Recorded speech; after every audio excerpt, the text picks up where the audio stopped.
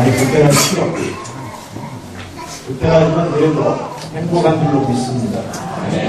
다음 주일에는 예배 조서를 새로 마련했습니다. 당장은 있는데 넓은 공간이 될 것입니다. 여기에는 또 휴게실도 있어요. 휴게실. 그 다음에 교육부를 위해서 육아유치부, 유초동부, 중고등부 방이 다 나옵니다. 이 일을 위해서 지금 굉장히 많은 분들이 힘쓰고 애쓰고 있습니다.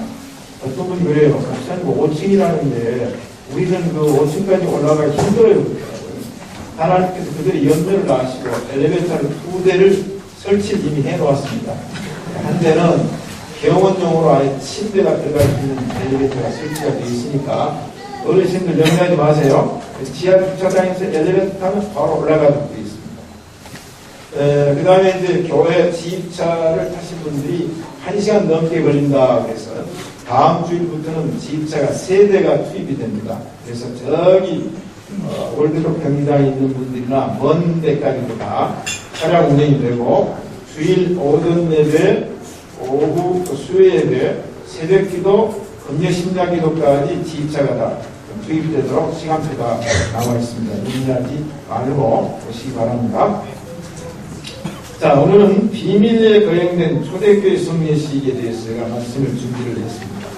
환경이 바뀌니까 여러 가지가 바뀌어요. 준비하는 것도 많이 힘들고 어렵지만은, 그러나 우리는 이렇게 좋은 환경에서 예배드리고 성찬예식, 세례식을 거행합니다. 그러나 옛날에 초대교회 성도들은 이런 환경이 아니었어요. 그들은 엄청난 박해 때문에 비밀리에 성례식 거행했기 때문에 오늘 2013년 하반기 성례식을 통해서 본문 그리고 기타 말씀을 통해서 하나님의 말씀 증거하려고 합니다. 첫째, 성만찬 예식이 준비가 되었다는 얘기죠. 오늘 본문 마태복음 26장 26절 7절 이전에 보니까 이렇게 기록이 되어 있어요.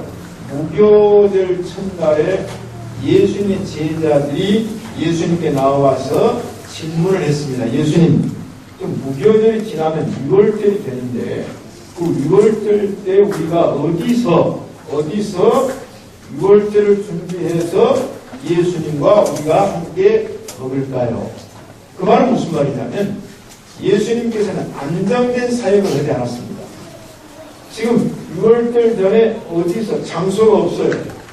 오늘 같으면 예배당이 있고 오늘 같으면 집이 다 있는데 예수님께서는 장소가 없으니까 제자들이 걱정을 했어요. 예수님, 어디서 6월절 준비할까요?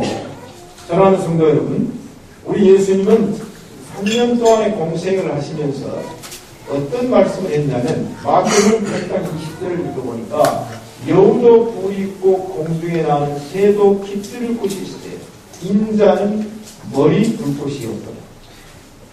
우리 이거 행복합니다. 감사합시다. 예수님은 머리 둘 곳이 없어요. 자, 그렇기 때문에 예수님 사역 중에 6월절 잔치를 어디서 할 건가 결정이 안 되니까 제자들이 걱정을 했습니다. 그때 예수님께서 이런 얘기를 제자들아, 너희는 걱정하지 말고 성 안 아무에게 가서 이르되 선생님이 말씀하시는데 내 때가 가까웠으니 제자들과 함께 6월절 잔치를 준비할 수 있는 장소 좀 빌려달라고 해라 얘기했습니다. 자, 우리가 9월 8일 주일날 10일 주일이니까 어디서 예배를 드려야 될지 막막했어요. 본당에서는 예배를 못 드리게 합니다. 그때 우리가 어떻게 생각했습니까? 어디로 가야 될지, 어디서 예배를 드려야 될지 막막했을 때에 하나님께서 유리방황하게 하셨어요. 그래서 이 대륙 빌딩까지 오게 하신 줄로 믿습니다. 이 빌딩 주인이 처음 여자인데 나중에 바뀌었다고 해요. 제가 그 여자분에게 많은 축복 기도를 했습니다. 우리 오갈 데 없을 때 우리 이곳에서 예배 드려주세요. 한 번은 송천동에서 어떤 분이 빌딩을 지었는데 상가를 지었는데 김승열 목사가 어려움 당한다고 전화가 왔어요. 목사님, 우리 상가 2개쯤 빌려드릴게. 돈 하나도 안 받고 빌려드릴 테니까 지하 주차장도 잘 되어 있습니다. 우리 상가에 와서 예배 드리세요. 그래서 그때 몇 분하고 의논을 했더니 목사님, 송천동은 너무 멀어요. 아니 그때 멀다고 안 간 거 보니까 하나님께 이 자리를 예비해 주신 줄로 믿습니다. 어디서 6월절 드릴까요? 성한 아무에게 가서 이름이 없어요. 근데 그분이 누군지는 모르는데 예수님의 부탁을 듣고 자기 집을 내주었습니다. 아멘. 여러분, 예수님께서는 어떤 일이 있습니까? 마태복음 21장을 읽어보면 베다니 나사로의 집에서 제자들과 함께 식사를 하시고 이제는 예루살렘 성을 입성을 하셔야 됩니다. 그때 예수님이 베다니를 출발하셔서 예루살렘을 가기 전에 백박에 이르셨어요. 예수님이 갑자기 걸어서 안 갈란다고. 예수님 어떻게 하시랍니까?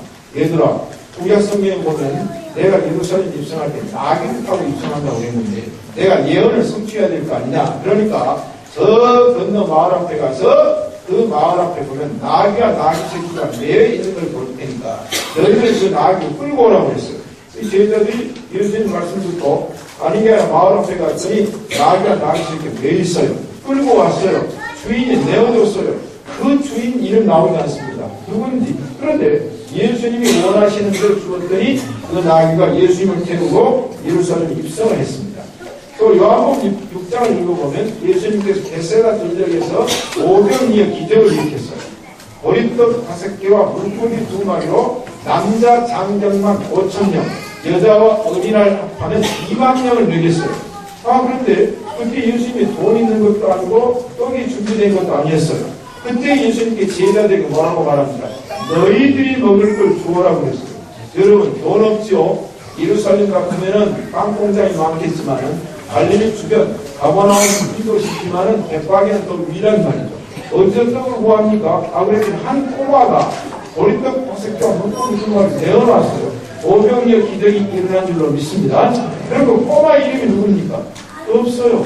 여러분, 나인성 과부의 아들 이름도 없고요. 14병 환자가 예수님께 고침받았다는데 이름도 없고 아무 이름도 없어. 예수님께 감사했던 그 한 사람 사마리아 이름도 없고 그 다음에 사마리아 사람이 강도 만난 자를 고쳐줬는데 그 사람이 누군지 이름이 없어요. 성경 보면 나타난 이름도 많지만은 하나님과 예수님의 사역에 이름도 없이 빛도 없이 쓰임받는 사람들이 많으므로 오늘 여러분들은 항상 이름도 없이 빛도 없이 주님을 위해서 쓰임받는 성도님 되시기를 축복합니다. 그래서 26장 17절에 제자들이 예수의 시킨 대로 하여 순종이죠. 하나님의 말씀에 순종합시다. 시킨 대로 하여. 여러분, 예수님 말씀 들으면 손해보지 않습니다.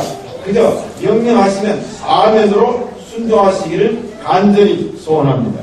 그런데요, 6월절 잔치 기록을 보니까 아주 특별한 기록이 나옵니다. 마태복음 26장 21절에 보니까 6월절 잔치가 열렸습니다. 준비되었어요. 그런데 예수님께서 한 특정인을 소개합니다.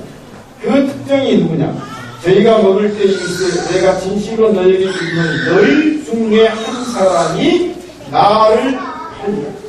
12제자입니다. 여러분, 누가 12제자 가운데 예수님 대신하고 팔 사람이 있다고 상상이 안 되십니까? 12 중에 하나.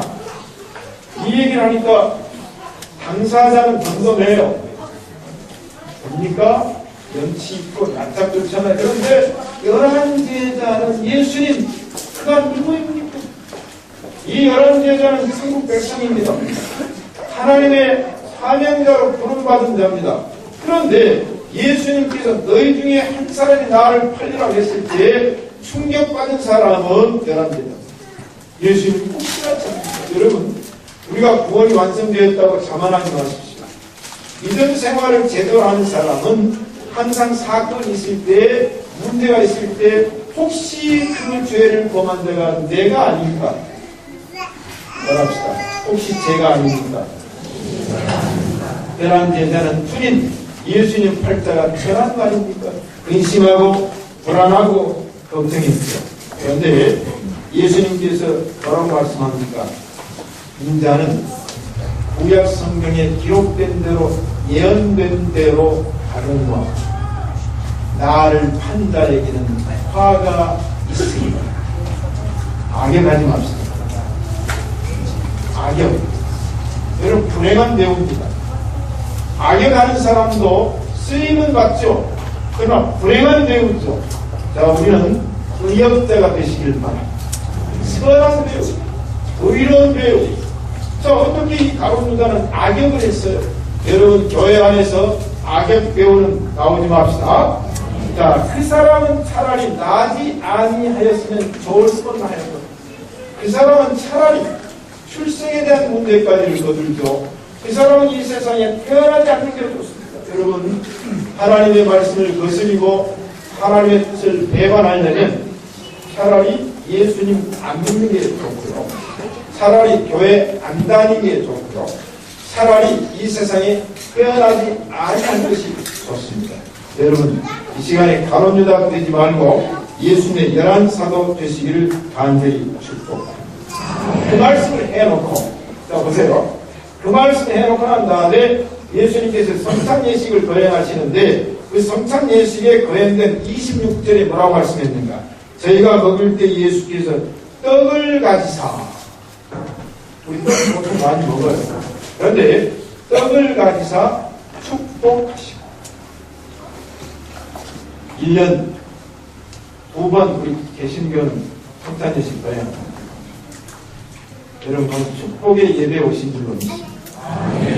축복, 떡을 가지사 축복하시고 제자들에게 떼어주시며 가라사대 받아먹고, 그 다음에 잔을 가지사 축사하시고 잔을 주시면서 받아 마시라. 이 바로 오늘 저와 여러분이 참가하는 성찬 예식, 축복의 예식인 줄로 믿습니다. 그래서 사도 바울이 사도가 된 다음에 고린도 교회에서 첫 번 성찬 예식을 거행할 때 그 기록이 뭡니까? 고린도전서 10장 16절에 우리가 축복하는 바 축복의 떡, 우리가 축복하는 바 축복의 잔. 이게 사실 오늘 여러분이 저희가 드리는 것은요, 많은 바닷물까지 하나 정도고요. 그 다음에 포도즙도 좀 잔 좀 큰 걸 주지. 교회가 인생하다 보니 인생하다. 좀 그러면 많이 주지. 많은 잔을 줍니다. 그런데 이 양이 많고 적은이 아니라 이 떡과 잔은 축복의 떡, 축복의 잔인 줄로 있습니다. 여러분, 성찬예식에 참가한 자는 모두가 행복자입니다. 제가 나폴레옹 얘기 많이 합니다. 나폴레옹은 불란세 전제 분기 16세를 고란했습니다. 군주왕국입니다. 13세, 14세, 15세, 16세 누이. 자, 그런 다음에 나폴레옹이 약간 26살 때에 군대를 이끌고 이태리를 로마를 정복해요. 그때는 로마를 정복한 나라가 한 사람도 없었고 로마를 정복한 장군이 없었습니다. 그래서 이제 나폴레옹이 불란서 군대를 이끌고 알프스 빙벽을 오릅니다. 여러분, 알프스 빙벽 대단합니다. 지금이 한 60km 터널이 뚫려가지고 이태리 가는데 한 30분 통과합니다. 그러니까 그때는 알프스를 넘어야 됩니다. 그 알프스를 누가 넘는 사람이 없어요. 그런데 이 나폴레옹이 알프스 정상에 뚝뚝 서서 하는 말이 내 서전에는 불가능이라는 단어는 없다. 이렇게 한 말입니다. 유명한 나폴레옹. 그런데 이 나폴레옹이 나중에 황제로 등장하니까 또 저항을 받아서 황제의 자리에서 축출을 당합니다. 자, 나폴레옹이 러무드라고 하는 구청도 별장이 있는 세인트 헤레나 섬에 유배를 다녔어요. 그때 따라간 신하가 버트란트라는 신하가 따라갔습니다. 여러분, 한날 한시에 권자의 자리에서 낙하산처럼 떨어지는 사람의 경험, 그때는 처절합니다. 비참합니다. 초라합니다. 나폴레옹이 세인트 헤레나 섬에서 먹지도 않고 잠도 안 자고 식도하면서 두문불투 말도 안 합니다. 화영경 목사님 연예인 교회할 때 실어증 와버려서 충격받으니까 말을 못해요. 나폴레옹이 우울증이 걸렸어요. 자, 그러니까 이 버트란트 신하가 나폴레옹을 옆에서 보좌하다가 그리고 나폴레옹의 마음을 좀 떠보고 말 좀 하게 하려고 질문을 했습니다. 폐하의 평생이 가장 행복했던 순간은 어느 순간이었습니까? 여러분, 나폴레옹이 알프스를 넘었을 때 행복했을 게 아닙니까?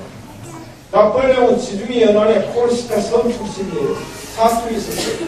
그래서 결국은 이 섬 출신으로서 출세 성공하기 위해서 바보였던 조세핀 여인과 결혼했어요. 그리고 귀족이 됐어요. 나폴레옹은 불란서 황제의 자리에 올랐어요. 나폴레옹은 모스크바까지 침공했어요. 얼마나 위대한 일들 많이 한 사람이 나폴레옹이. 그런데 나폴레옹이 가장 행복했던 순간이 언제입니까? 이 황제 폐하의 마음을 좀 다스려보려고 했어요.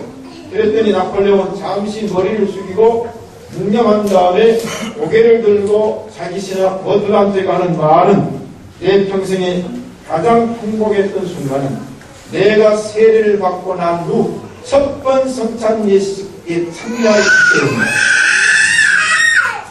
여러분 오늘은 여러분의 행복의 순간, 축복의 순간이 된 줄로 있습니다. 성찬 예식 자체가 행복이며 축복인 줄로 있습니다. 그래서 바울은 말하기를 그리스도의 피에 참여함이 아니니 우리가 떼는 떡은 그리스도의 몸에 참여함이 아니니 오늘 예수님께서 날 위해서 십자가에 갈기갈기 찍힌 살과 예수님께서 날 위해서 십자가에 보혈의 피를 흘려주신 피 한 방울도 물 한 방울도 남기지 않냐고 다 쏟으신 그 일에 참여함이 아니냐. 할렐루야. 그러므로 우리는 이 성찬 예식은 예수님 오실 때까지 나를 기념하여 지켜야 될 줄로 있습니다. 이 성찬 예식은 예수님께서 새 언약을 세워주시는 예수님의 피, 예수님의 몸 언약인 줄로 있습니다. 그래서 사도 바울은 고린도 교회에서 이 예식을 실시하면서 성찬 예식에 대한 규례를 만들어 줬습니다. 두 번째, 그런데 이 성찬 예식을 유일기에 거행을 했습니다. 왜 그렇습니까? 지금이야 우리가 신앙 고백을 마음대로 하지만 초대교회 성도들은 신앙 고백을 하고 세례를 받게 되면 어떤 일이 이루어졌냐면 가문에서 추방을 당했고 직장에서 해고를 당했고 재산을 몰수당했고 체포되어 투옥되었고 나중에 죽게 됐습니다. 그러면 그때는 공개석상에서 세례식을 거행하지 않았습니다. 비밀리에 거행했습니다. 그뿐입니까? 성찬식은 어떻게 거행을 했습니까? 로마교회 역사를 읽어보면 예수 믿는 사람들이 예수님의 몸과 피를 기념하기 위해서 성찬예식을 거행했어요. 그런데 그 유대가 돌아다니면서 집집을 수색했는데 한 번은 보니까 예수 믿는 사람들이 성찬예식을 거행하면서 이 떡은 내 몸이니 받아먹으라, 이 잔은 내 피니 받아마시라. 거두절미하고 예수 믿는 사람들은 배가 고프니까 숨어서 사람을 잡아서 먹는구나. 그래서 로마 근위대의 박해는 더 가중되었다는 기록을 읽어볼 수가 있습니다. 사랑하는 성도들, 그 당시에는 성찬 예식을 거행하는 집을 내어주는 장소를 하나가는 사람의 용기가 있습니다. 이번에 성찬 예식은 우리 집에서 합시다. 그러면 성찬 예식의 장소를 내어줬다는 것 자체가 죄가 있습니다. 그러나 오늘 우리는 예배하는 장소, 성찬 예식의 장소를 마음껏 사용할 수 있는 것 하나님의 은혜인 줄로 믿습니다. 그러므로 성찬 예식은 거룩과 엄숙해야 합니다. 하나님 앞에 모든 예배가 거룩하고 모든 예배가 경건하고 엄숙해야 되지만 성찬 예식만큼은 더욱더 엄숙하고 거룩해야 될 줄로 믿습니다. 그러면 엄숙하고 경건하고 거룩한 뜻이 무엇인가? 여러분 매년 정기적인 성찬 예식에 참여함으로 그냥 지나가지 말고 내가 작년 성찬 예식에 참여했을 때의 나와 금년에 참가했을 때의 나를 비교해야 됩니다. 우리는 가면 갈수록 더욱 거룩과 경건과 엄숙한 성찬 예식이 되는 것이 주님께서 원하시는 것인 줄로 믿습니다. 그런데 현실은 그렇지 않습니다. 여러분이 밀라노 산타 마리아 델 그라체라는 성당이 있죠. 그곳에 가면 세계적으로 가장 유명한 성화가 있습니다. 레오나르도 다빈치가 그린 최후의 만찬이라는 그림이 있습니다. 프레스코 화법에 의해서 그림을 그렸어요. 그런데 우리가 성만찬에 대한 그림이 중요한 것이 아니라 그 레오나르도 다빈치가 그렸던 성만찬 예식 그림의 배경이 중요합니다. 레오나르도 다빈치는 자기 그림 가운데 가장 걸작인 성찬 예식을 그리고 싶었습니다. 그래서 배경을 그렸어요. 그리고 거기에 등장하는 제자들을 그려 넣었습니다. 그런데 그 그림의 핵심 인물은 누구겠어요? 예수님입니다. 자, 베드로 같은 모델을 선정해서 그려 넣었어요. 안드레는 안드레 같은 모델을 선정해서 그려 넣었어요. 그런데 예수님은 아무나 할 수 없잖아요. 그래서 이 레오나르도 다빈치의 최후 만찬이 그림은 3년이 걸렸습니다. 그런데 예수님의 모델을 찾기 위해서 어디로 보냈습니까? 예배드리는 교회당을 찾았습니다. 주일날 거룩하게 엄숙하게 경건하게 예배드리는 교회당을 찾아가서 목사가 예수님입니까? 장로님이 예수님 모습과 닮았습니다. 과연 이 교회에서 예배드리는 사람 가운데 예수님의 모델은 누구일까? 아무리 찾아도 거룩을 뿌리듣고 설교하는 목사도 아니에요. 그런데 어느 날 한 교회당에 가서 예배를 드리고 들어갔더니 레오나르도 다빈치가 많은 성도들을 다 찾는데 찬양대원 가운데 한 남자가 선가를 부르는데 얼마나 딱 예수입니다. 예배가 끝난 다음에 그 청년에게 찾아가서 나는 레오나르도 다빈치인데 내가 그림을 그리려고 하는데 예수님의 모델이 필요한데 당신이 예수님의 모델이 되어달라고 부탁을 했어요. 뭐라고 했어요? 그래서 이제 모델을 삼아가지고 예수님 그림을 그려넣습니다. 자, 마지막 인물이 하나 나왔는데 가룟유다입니다. 이 가룟유다는 어디 가서 찾아야 되겠어요? 교회당 안에서 가룟유다 모델을 찾아야 되겠습니까? 아니잖아요. 그러게 음침한 골짜기, 사망의 골짜기, 죄를 짓는 그 악한 사람들이 모인 곳을 찾아다니면서 가룟유다의 모델을 찾았는데 가룟유다의 모델이 없어요. 어느 밤에 음침한 밤에 길을 지나가고 있는데 술에 만취되었고 악한 인물이 하나 있어요. 나는 레오나르도 다빈치인데 내가 그림을 그리려고 하는데 내게 모델이 필요한데 당신 내 그림에 모델이 되어달라고 부탁을 했더니 모델이 되면 돈 줄 줄 알고 그 사람 하라고 했어요. 그래서 그 모델을 앉혀놓고 마지막 가룟유다의 그림을 그려넣습니다. 그런데 그 청년이 앉아서 레오나르도 다빈치의 그림을 보더니 울고 있어요. 왜 웁니까? 그랬더니 선생님 제가 누군 줄 아십니까? 제가 바로 당신이 몇 년 전에 예수님의 모델로 그렸던 강사자가 책들 오늘은 내가 가룟유다의 모델로 이 자리에 앉아 있습니다. 울었다는 것이죠. 그 청년의 이름은 피에르토 아니에요. 동일인물입니다. 오늘 현대 기독교인들이 여러분은 변하면 안 됩니다. 변하면 안 됩니다. 일편단심 초지입관해야 됩니다. 왜 예수님의 모델이 되었던 사람이 1년 사이에 가룟유다가 됩니까? 저는 목사로서 성토합니다. 오늘 교회 안에 예수님 같은 가룟유다가 많이 있습니다.